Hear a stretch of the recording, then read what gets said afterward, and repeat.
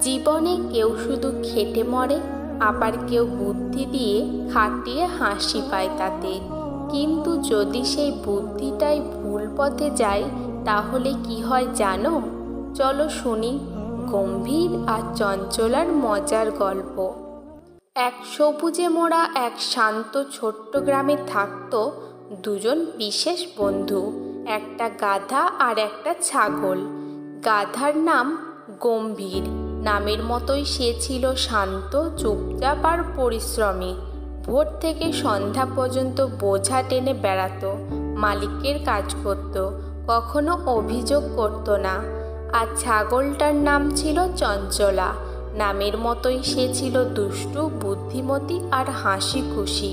লাফালাফি, খেলাধুলা আর অন্যদের খোঁচা দেওয়া, এই ছিল তার সারাদিনের কাজ।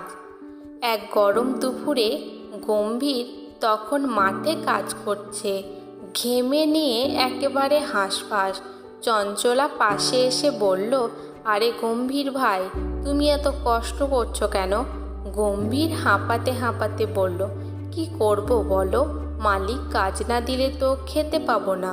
চঞ্চলা হেসে ফেলল, ওহে ভাই, শুধু খাটুনি দিলে কিছু হয় না, মাথাও খাটাতে হয়। পরদিন সকালে চঞ্চলা অভিনয় শুরু করলো। হঠাৎ কাশতে লাগলো, তারপর জোরে হাঁচি, আর ঢুলে ঢুলে পড়ে গেল মাটিতে। মালিক দৌড়ে এসে চিৎকার করে বললেন, আহারে, আমার ছাগলটা অসুস্থ হয়ে পড়েছে। তিনি চঞ্চলাকে কাজ থেকে আলাদা করে রাখলেন, স্নেহ ভরে দিলেন ভাত, মুড়ি আর ঘি পর্যন্ত। চঞ্চলা মনে মনে খুশিতে লাফিয়ে উঠল, তবে মুখে দুর্বল গলায় শুধু বলল, ম্যাঁ ম্যাঁ। গম্ভীর দূর থেকে সব দেখছিল, তার চোখ বড় বড় হয়ে গেল। সে বলল, আরে, তুই তো সেই একেবারেই নাটক করেছিস। চঞ্চলা হেসে ফিসফিস করে বলল, বুদ্ধি খাটাও বন্ধু, শুধু খাটুনি দিলে হবে না, একটু চালাকিও লাগে। এর পরের দিন গম্ভীরও ভাবল, চলো আমিও একটু বুদ্ধি খাটাই।